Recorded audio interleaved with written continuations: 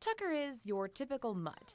He likes playing with his frisbee and rolling on the grass on a hot summer day. You wouldn't think he's 10 years old just by the way he acts. Like every pup, he likes getting into trouble. He's known in the family to be the food burglar. And it's because of that nickname, a secret hiding in his belly would be revealed. 2 weeks ago, Lois Matakowski and her granddaughter were eating popsicles outside. After I turn around and I look at my granddaughter, the popsicle is gone.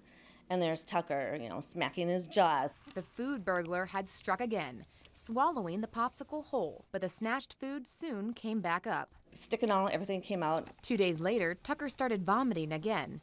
Only this time, it wasn't a popsicle stick. And I look in the paper towel, and here is my wedding ring. I kid you not. My wedding ring was in Tucker's puke. About 5 years ago, Matakowski says her ring went missing. She searched the house high and low with no luck. I was devastated. How do you replace something like that?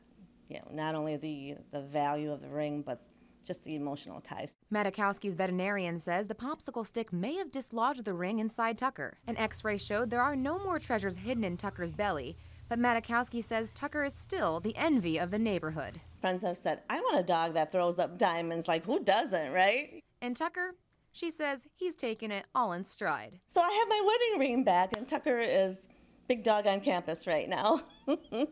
He's my hero. Despite Tucker's crime as a jewel thief, Matakowski says all is forgiven. I'm just elated that he threw up on the carpeting, and I don't even care. For now on, this pup will stick to doggy treats and keep diamonds out of his diet.